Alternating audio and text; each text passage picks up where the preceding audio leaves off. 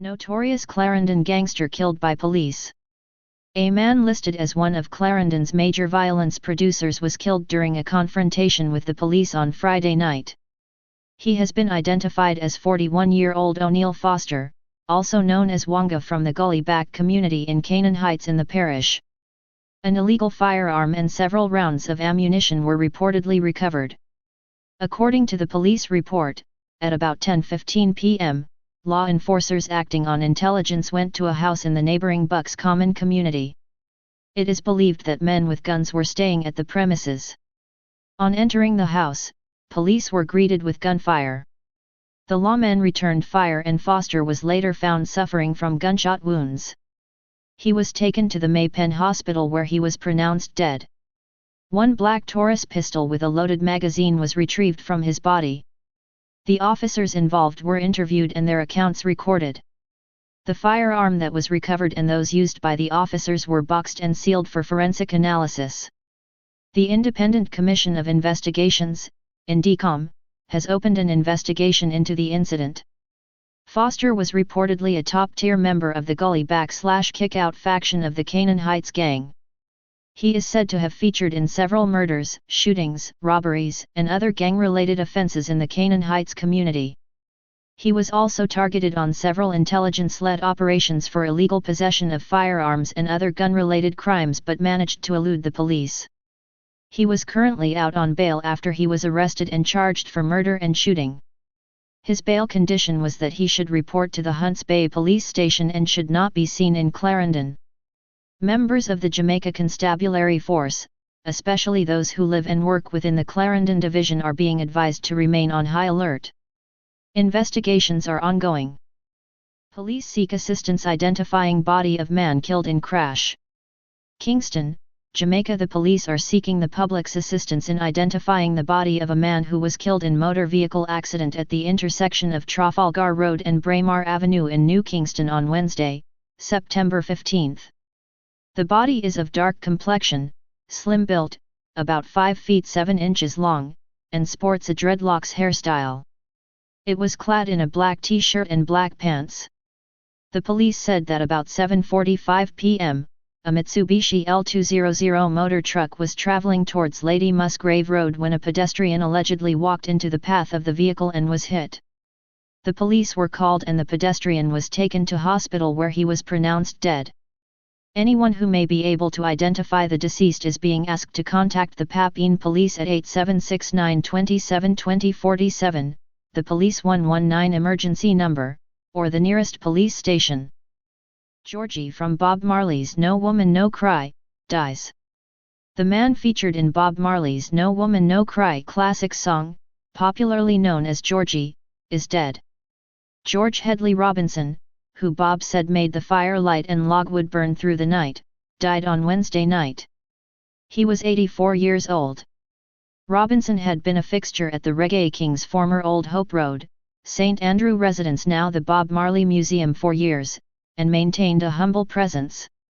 He passed on some 40 years after Marley, whose legacy continues to shine bright around the world. The exact cause of his death is not yet available, but according to Rastafarian matriarch, Lorna Wainwright, he will be sadly missed. Georgie was always a humble man who wanted to hear positive music, and we will mourn him in dignity. He lived well and we will always honor him, said Wainwright. 8 arrested as cops find guns. The police seized 4 illegal firearms and more than 37 rounds of ammunition in a 24-hour period, resulting in the arrest of 8 persons. In the first incident, an operation was carried out by detectives within the Kingston West Police Division, resulting in the seizure of 1 Browning pistol and 1 Beretta pistol along with 17 rounds of ammunition. Devontae Watson, 20, and 18-year-old Javante Lucas, otherwise Shava, both of Kingston addresses, were arrested. In St. Andrews South, 5 men were arrested and charged following the seizure of 1 Heckle & Koch 9mm pistol and 14 rounds of ammunition. A police team on patrol accosted the men on Bowens Road. The area was searched and the firearm and ammunition were seized. Charged are Ricardo Taylor, otherwise called Broomy Boy, Taven Campbell, Alfonso O'Connor, Mario Simpson, and Kemar Hardware, all of Kingston addresses. A MAC-11 submachine gun and 6 rounds of ammunition were seized by police in the St. Catherine South Division when lawmen carried out operations on Manley Lane. Javon Johnson, 31, of Bark Pen, St. Catherine, was arrested and charged in connection with the find. Meanwhile, the police are renewing their appeal for members of the public to report illegal weapons by calling Crime Stop at 311 or Kingfish at 811 or the nearest police station. Prayers answered as sick child gets heart surgery. In June, JDN Burnett sought financial assistance to pay for heart surgery for her then 6-month-old daughter Jeniza Didia. The life-saving surgery could only be performed overseas. A registered nurse by profession, Burnett has assisted in saving many lives but watched helplessly as her only child battles complex congenital heart disease. On Monday, an elated Burnett contacted the newspaper to express her appreciation, as earlier that day, Jeniza underwent a successful operation at the Children's of Alabama Hospital in the United States of America. I really want the Star and the public to know how appreciative I am of the support that I have received from my family, friends, and co-workers. I am very grateful to all who shared on various social media websites and those who responded to the newspaper article and radio broadcast. She is getting the help she needs, so thank you and may God bless you all, she said. Baby Jeniza was diagnosed with heart disease shortly after she was born and required multiple life-saving surgeries before turning a year old. Burnett was seeking $232,141 approximately $34 million, for her to undergo a heart operation in the USA. Although she only managed to raise $10,000, approximately $1.5 million, she and Jeniza were able to travel to the USA on August 19 for medical attention.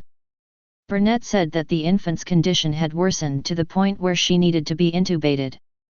Her heart stopped beating twice and they had to give her several doses of a drug to reverse cardiac arrest in order to get her heart beating again. Her heart function had deteriorated so much that she was scheduled to do the surgery on Monday at the nearest hospital, which is Children's of Alabama Hospital. I am really grateful that she was given this opportunity, the mother said. Burnett said that Jeniza is now stable and, at least for the immediate future, does not need further surgery. Jamaica News Daily, news at your fingertips. Please remember to like, share and subscribe.